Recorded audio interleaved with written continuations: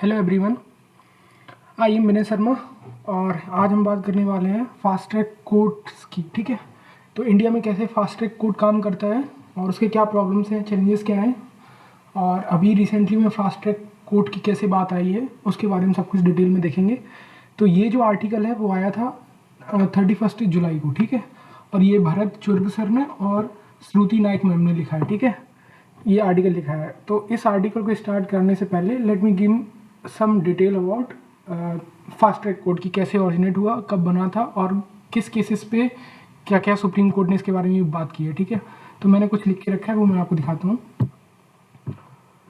ठीक है, तो fast track court in India. ठीक है, आर्टिकल 21 अपने कॉन्स्टिट्यूशन में जो लिखा है वो बात करता है फेयर एंड जस्ट प्रोसीजर की। ठीक है, आर्टिकल 21 में बात करता है स्पीडी ट्रायल की एज अ फंडामेंटल राइट। तो ठीक है, तो इसमें क्या है, आर्टिकल 21 जो है ना वो बेसिक बात जो करता है वो करता है कि स्पीडी ट्रायल की मतलब स्पीडी ट्रायल आपका फंडामेंटल राइट है। ठीक है, it's stated that no one shall be deprived of his life और liberty except in the accordance with the procedure established by the law. ठीक है, तो ये जो एक आर्टिकल 21 है इंडियन कॉन्स्टिट्यूशन के अंदर जो आपकी फंडामेंटल राइट है, ये बेसिकली अधिकार देता है आपको इस चीज़ के कि आपकी सुनवाई बहुत जल्दी होना चाहिए, स्पीडी ट्रायल होना चाहिए आपके केस का, केस पेंडिंग नहीं होना चाहिए बहुत लंबे तक, नहीं तो फिर जो जस्टिस मिलेगा उसका मतलब नहीं बनता है ना। उसके बाद फिर Babu Singh versus state of UP, इस केस में सुप्रीम कोर्ट ने क्या बोला था, our justice system in a grave cases suffer from a slow motion syndrome which is lethal to a fair trial whatever the ultimate decision. तो इस case में भी सुप्रीम कोर्ट ने जो वर्डिक्ट दिया था उसमें बोला था कि हमारा जो जुडिशल सिस्टम है ना वो बहुत ही गंभीर अवस्था में है और स्लो मोशन सिंड्रोम से सफ़र कर रहा है, ये बहुत ही लीथल है फेयर ट्रायल के लिए, तो इसको लिए कोई ना कोई सोल्यूशन निकालना चाहिए। पहली बार जो फास्ट ट्रैक कोर्ट है वो बनाया गया था 11th फाइनेंस कमीशन के अंदर। ठीक है, और पहली बार जब सेटअप किया गया था वो 5 साल के लिए सेटअप किया गया था कि चलो 5 साल में हम केस का सारा कुछ जो भी डाटा होगा वो निपटा लेंगे, 5 साल में हम लोग केसेस जितने भी है फास्ट ट्रैक कोर्ट से सुनवाई करके ख़त्म कर देंगे। फिर क्या हुआ, 5 साल के बाद से उससे पहले ही Brij Mohan Lal versus union of India की केस में उन्होंने बोला कि fast track court should not be descendant all of sudden and that they should be continue by the government consistently the government extended the lifespan of these court to another 5 year। मतलब bridge Mohanlal union of India में supreme court ने ये बोला कि यार 5 साल में case तो नहीं सारे खत्म हो रहे हैं, तो ऐसा करते हैं इनको 5 साल के लिए हम और एक्सटेंड कर देते हैं, तो उन्होंने 5 साल के लिए इसको और एक्सटेंड कर दिया। फिर एक हुसैन नारा खातून versus home secretary state of Bihar का केस है 1979 का। इसमें सुप्रीम कोर्ट बोलता है कि right to a speedy trial is a fundamental right and that is implicit in the right to life and personal liberty. ठीक है, राइट टू लाइफ और पर्सनल लिबर्टी के अंदर ये आता है स्पीडी ट्रायल, तो इसको जल्दी से जल्दी फॉलो करना चाहिए। इन 3 केसेस हैं जो आपको मैं बता रहा हूँ, ये Babulal Singh versus state of India, Brij Mohanlal versus union of India and Hussain Ara Khatoon versus home secretary state of Bihar. इन तीनों केसेस को अगर देखा जाए तो इन तीनों केसेस में बात की है कि फास्ट ट्रैक कोर्ट बनने चाहिए और जो आर्टिकल 21 हमारा फंडामेंटल राइट है कॉन्स्टिट्यूशन अंदर वो प्रोवाइड करता है हमें कि फेयर ट्रायल होना चाहिए और स्पीडी जस्टिस भी मिलना चाहिए। ठीक है, अब दोबारा मैं आर्टिकल पे आता हूँ, जो आर्टिकल था तो वहाँ से स्टार्ट करते हैं। अब फास्ट ट्रैक कोर्ट अभी रिसेंटली न्यूज़ में आई है क्यों, क्योंकि अभी रिसेंटली में नीट का पेपर जो लीक हुआ, ये सारा प्रोटेस्ट हुआ, उसके देखते हुए जो हमारे पीएम सर हैं उन्होंने ये बात बोली कि मतलब कि फास्ट ट्रैक कोर्ट बनना चाहिए और इसे हम जल्दी से जल्दी सुनवाई करेंगे और जो भी दोषी थे उनको हम पकड़ने की कोशिश करेंगे। बट चैलेंजेस क्या है फास्ट ट्रैक कोर्ट का, फास्ट ट्रैक कोर्ट में कुछ भी ऐसा नहीं होता है कि जिससे कि कुछ चीज़ें चेंज हो जाए। फास्ट ट्रैक कोर्ट में बस ये कि केस की सुनवाई बहुत जल्दी होगी, तुम्हारे वाले केस की मतलब एक प्रायोरिटी पे रख दिया जाएगा वो। फास्ट ट्रैक कोर्ट का मतलब ये नहीं होता अलग से बेंच बन रही है, मतलब कि नए जज का अपॉइंटमेंट हो रहा है, ये नहीं होगा। जो बेंच है, जो जजेस हैं वहाँ पे, वो आपके केसेस को पहले ईयर करेंगे। ठीक है, बट ओनली और limited category of cases assign to them. ठीक है, कोई लिमिटेड कैटेगरी के जो भी इंपॉर्टेंट होगा नेशनल सिक्योरिटी के देखते हुए, नेशनल पर्पस को देखते हुए जो भी है उस बेसिस पे हो गए। Fast track court does not entitle to creation of additional जजेस और द जुडिशियल कैपेसिटी। ठीक है, ऐसा कुछ नहीं होता कि जुडिशियल कैपेसिटी बढ़ जाएगी, उससे फास्ट ट्रैक कोर्ट नहीं होता। फास्ट ट्रैक कोर्ट में क्या है, आपके केसेस को प्रायोरिटी दे दी गई है, ये बात समझने की कोशिश करो। ठीक है, उसके बाद क्या है, सबसे बड़ी प्रॉब्लम जो जुडिशियल सिस्टम है वो स्ट्रक्चरल लेवल पे है। मैंने एक पहले कहीं आर्टिकल पढ़ा था या पहले कहीं न्यूज़ पढ़ी थी ऐसी, तो उसमें क्या था कि जैसे जो सुप्रीम कोर्ट है ना, वो याद बोलता है लोअर कोर्ट से कि भाई आप लोग जमानत क्यों नहीं देते लोगों को, या फिर आप इनको डिसीजन क्यों नहीं सुनाते कि भाई अगर किसी ने कोई मर्डर कर दिया है तो आपके पास राइट है, आपके पास अधिकार है सारा आपको बताने का, आपको कहने का, 10 साल की सज़ा या फिर आप कुछ कर सकते हैं। होता क्या है, हमारे यहाँ सिस्टम जैसे काम करता है। लेट सपोज कि लोअर कोर्ट है, लोअर कोर्ट होगा जुडिशरी का। Let me change some pen.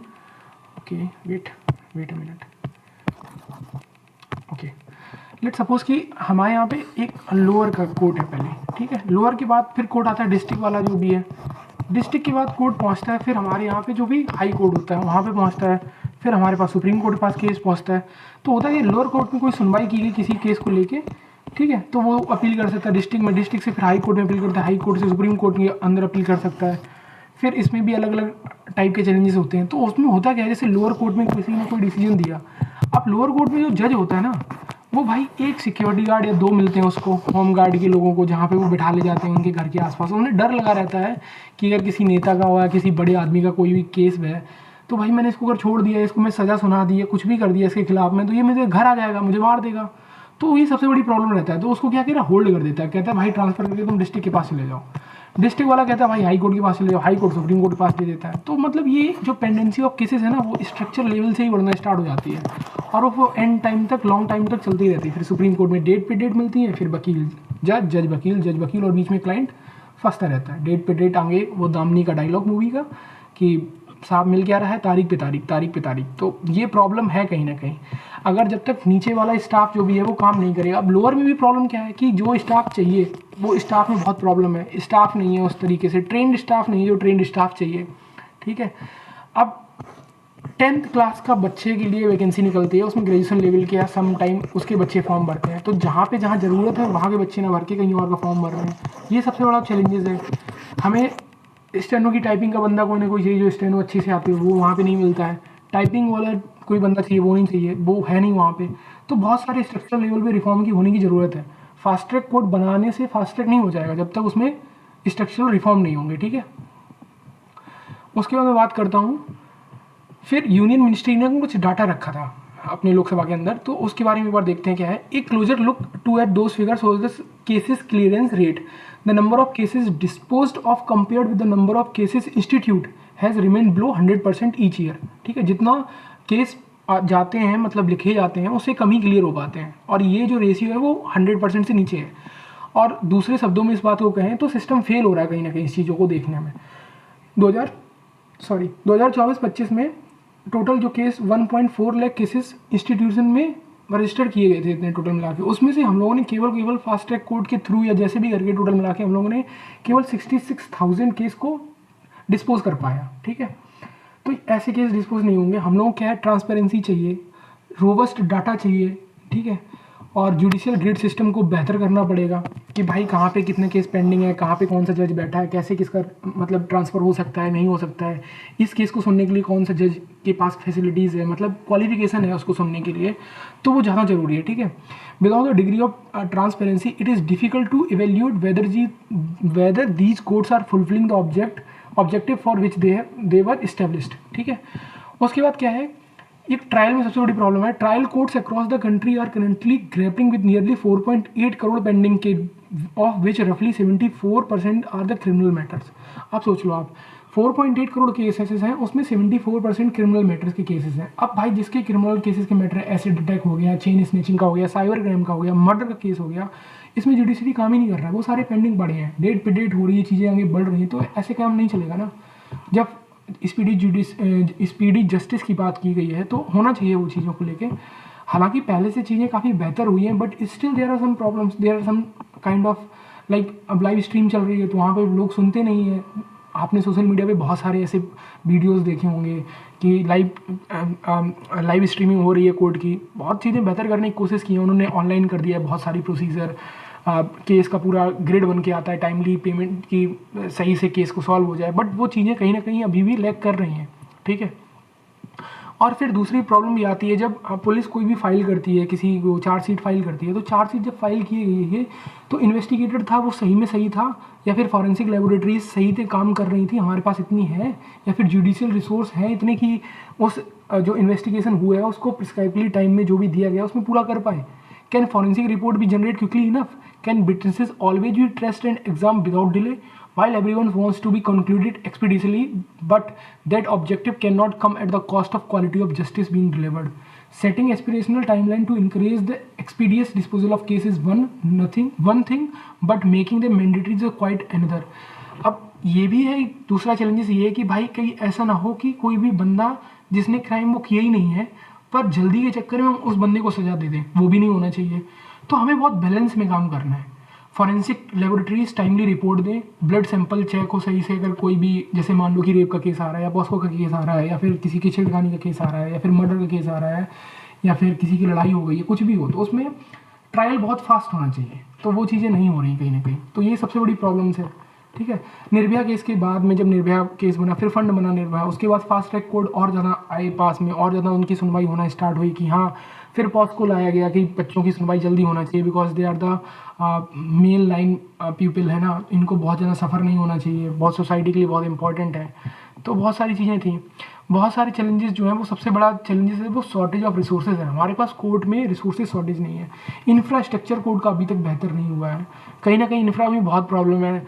मतलब मेरे घर पे लोग हैं जो जुडिशरी में काम करते हैं, तो मुझे पता है इस चीज़ को लेके काफ़ी कुछ है ऐसा कि जहाँ पे प्रॉब्लम्स है ना। तो उनका इंफ्रा अगर देखने जाओ आप लोकल जुडिशरी के अंदर तो लगेगा कि नहीं भाई ये तो ठीक नहीं है जुडिशरी का काम ऐसा, क्योंकि यहाँ पे प्रॉब्लम्स है ऐसा प्रॉपर। एक पहले तो यार गर्ल्स के लिए ना वॉशरूम भी नहीं होता था, मतलब लेकिन अभी चीज़ें बहुत बेहतर हुई हैं, रोड्स भी काफ़ी अच्छी बनाई गई हैं, पानी के लिए व्यवस्था सही की गई। पहले तो वाटर कूलर भी नहीं होता था ढंग का, मतलब जहाँ से पानी भी लोग पी सके, तो ये सारे चैलेंजेस थे। बट अभी भी कहीं ना कहीं कोई प्रॉब्लम्स तो हैं ही जिसका सॉल्यूशन निकालना चाहिए। अगर प्रॉब्लम नहीं होती तो ये आर्टिकल ही नहीं लिखा जाता, ना ही इसके बारे में बात की जाती। अब दिल्ली जैसे सिटी में ही ये अनकॉमन है, ये बहुत ही, it is not uncommon for a single public prosecutor to appear before multiple courts in a day simply because there are not enough prosecutor. ठीक है, तो एक आदमी को 4 जगह कोर्ट में भागना इधर से उधर, दिल्ली जैसे सिटी में, तो सोचो आपकी लोअर वाले में क्या हाल होता होगा। ठीक है, तो कॉम्प्लेक्स सिचुएशन है काफ़ी यार। अब पेपर लीक जैसे केसेस में भी डिजिटल एविडेंस जल्दी से रिकवर किए जाए इलेक्ट्रॉनिक डिवाइस से। साइबर फॉरेंसिक हमारे पास हैं इतनी कि नहीं है वेल एजुकेटेड जो साइबर हैं, या फिर फॉरेंसिक लेबोरेटरीज इतनी हैं या नहीं है, या फिर अंडर स्टाफ हैं या ओवर बर्डन है, उनको भी देखना चाहिए। फास्ट ट्रैक कोर्ट जो होते हैं ना, अकेले बना देने से स्पीडी जस्टिस है ना वो डिलीवर नहीं हो सकता है। ठीक है, ये के लिए एडवोकेट ट्रेनिंग चाहिए, फॉरेंसिक असिस्टेंट चाहिए, पैसे भी चाहिए, सारी चीज़ें चाहिए, तो इसके बारे में हमें देखना चाहिए और समझना चाहिए। ठीक है, lawyer, witnesses, investigators and prosecutors should know well in the advance when they are required to appear so that hearing can be proceed without disturbance and equally important is reducing avoidable delays. ऐसा यार होना चाहिए, सही बात है कि जैसे lawyer है या फिर विटनेसेस है या इन्वेस्टिगेटर चार्जेस है, प्रोसिक्यूटर है, जो भी है, तो जिस दिन डेट दी गई उस दिन डेट को जाएं, अपनी बात रखें, जज की बात सुनाएं। अगर आप सही हैं तो आपकी बात रखी जाएगी ना यार, ऐसा तो नहीं होगा कि आप बात नहीं रखी जा रही है। तो बात है क्यों डिले करना है यार कि आज हम नहीं आ पाए, या फिर मेरी जो वकील साहब हैं वो मेरी तारीख ले लेना, देख लेना, पहुंचा देंगे पैसे, कर देना आगे का, ऐसे नहीं होते ना। आप भी जागरूक बनिए, आप भी अपनी बात को आगे रखना स्टार्ट करिए, सामने वाला भी रखेगा, तभी चीज़ें बैलेंसिंग स्मूथ चल सकती हैं, नहीं तो नहीं चलेंगी फिर। ठीक है, और एडजस्टमेंट को मिनिमाइज़ करना चाहिए और कोर्ट के डायरेक्शन जो भी दिए हैं उनको कंपाइल करें और उनको समझें। तो यही था टोटल, मैंने आपको डाटा भी बता दिया टोटल कितना पेंडेंसी है केसेस की, और आपको 3 मैंने केसेस भी बता दिए, मतलब जो भी गवर्नमेंट ने इंटरप्रेट किए थे 3 केसेस को। एक हुसैन खातून का जो state of home secretary state of Bihar का केस है, और bridge Mohan Lal versus union of India जिसमें 5 साल के लिए और उन्होंने आगे एक्सटेंड कर दिया था। और जो पहला केस था, पहली बार जिन्होंने बोला था कि फास्ट ट्रैक बनना चाहिए, वो था Babu Singh versus state of UP का केस। ठीक है, और पहली बार 11th फाइनेंस कमीशन में आया था जो कि 5 साल के लिए बनाया गया था। आर्टिकल 21 है जो बात करता है कि स्पीडी ट्रायल होना चाहिए, फ्री एंड फेयर जस्टिस होना चाहिए, जो भी मिलना चाहिए इस चीज़ों के लिए। ठीक है, और बस आज की वीडियो में इतना ही, और नेक्स्ट टाइम पे कुछ नया इंपॉर्टेंट जानकारी के साथ मिलते हैं। बताने के लिए तो बहुत कुछ है, मैंने बहुत सारे आर्टिकल रेडी करके रखे हैं। लेट्स सपोज जैसे ये कॉमन क्लाउड बस्ट के बारे में आर्टिकल्स एक हैं, कावेरी वाटर को लेके एक है, और आज न्यूज़पेपर में आया कुछ आर्टिकल जो कि बहुत सही है। जैसे लेट्स सपोज मैं दिखाता हूँ आपको, वेट अ मिनट।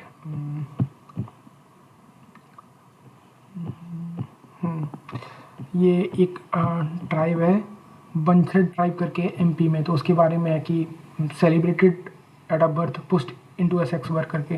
तो ये काफ़ी सही है, मतलब जब भी टाइम मिलेगा नेक्स्ट टाइम पे तो मैं इसको कराऊंगा। ये बहुत मतलब मुझे तो काफ़ी सही केस स्टडी लिखी, और लगता है कि सोच करके कि इंडिया में कुछ जगह ऐसी भी अभी तक हैं और जहाँ पे ऐसे लोग रह रहे हैं। मतलब हम एक तरफ बात करते हैं कि हाँ अब स्क्रू बनना है, मतलब ये सारी हो गई, जहाँ पे एक बुलेट ट्रेन रन कर रही है, चंद्रयान मिशन भी जा रहा है, गगनयान भी रेडी हो रहा है, फिर वायु मित्रा बन रहा है, बहुत सारा कुछ हो रहा है, एआई में इतना काम हो रहा है, एनर्जी स्टोरेज पे, रिन्यूएबल पे, विंड, पता नहीं क्या क्या हो रहा है यार। और दूसरे साइड लोग इतना सफ़र कर रहे हैं, उनको कोई देखने वाला भी नहीं है। तो क्या मैं बोलूँ, ये ठीक है जो भी है। एक रिपोर्ट है हेल्दी टैक्स को लेके, तो इसमें ओबेसिटी की बात की गई है कि कैसे मतलब बढ़ रहा है प्रॉब्लम्स इंडिया में, मतलब डाइट रिलेटेड प्रॉब्लम, ओवरवेट हो रहा है, ठीक है। तो उसके बारे में बात की, वेस्टर्न घाट के बारे में बात की गई है। और जेनजी की वॉइस तो सुननी चाहिए भाई, बिना जेनजी की वॉइस के सुने क्या ही हो सकता है। और दिल्ली पुलिस ने जो भी किया वो गलत किया। जैसे लेट सपोज कि आप आइडेंटिफाई कर रहे हैं फेशियल रिकग्निशन से लोगों को ही, लोगों ने क्या ख़राब किया है। बट यार आप भी तो देखो ना, आपने लोगों के प्राइवेट पार्ट में आप मतलब गर्ल्स के साथ में आप छेड़खानी कर रहे थे, आप डंडे लाठियाँ चला रहे थे, पैलेट्स गन का यूज़ किया, आप उनको आइडेंटिफाई करो ना अपने पुलिस डिपार्टमेंट के अंदर। मैं ये नहीं कह रहा हूँ कि सारे लोग ख़राब थे, बट आप आइडेंटिफाई करो। जैसे आप फेशियल रिकग्नाइज से स्टूडेंट को रिकग्नाइज कर रहे हो, ऐसे आप अपने भी रिकग्नाइज करो कि आपके कौन ख़राब है। मैं पूरी पुलिस को नहीं ख़राब कह रहा हूँ यार, पूरी पुलिस ख़राब नहीं हो सकती है। अगर पूरी पुलिस ख़राब होगी तो फिर ये समाज चलेगा कैसे।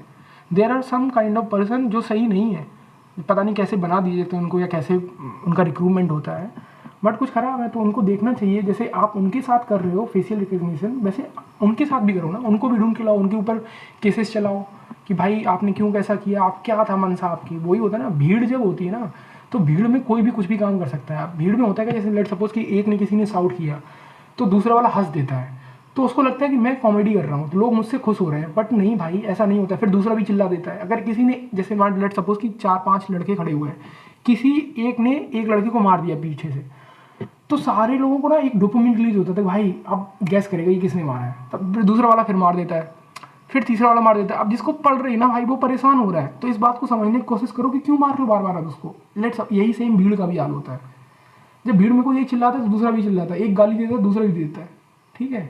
तो वो देखना चाहिए कि हम कहाँ पे जा रहे हैं और कहाँ गाली देनी है कहाँ नहीं देनी है। यार सब जगह नहीं देना होता है, कुछ भी प्राइवेट होती कुछ चीज़ें, हम लोग तो पहले बहुत डरते थे, तो वो चीज़ें होनी चाहिए, ठीक है। और पुलिस वालों को समझना चाहिए कि आप क्यों कर रहे हो, ये नहीं करना चाहिए था। और सोशल मीडिया प्लेटफॉर्म पे भी जहाँ जहाँ वीडियोज़ हैं इनकी, उनको निकाले, पुलिस दिखे कौन कौन था और कौन प्रोटेस्ट में सही में आया तो कौन नहीं आया था, वो भी बात होनी चाहिए, ठीक है। और ऐसे काम नहीं चलेगा जैसे चीज़ें चल रही हैं।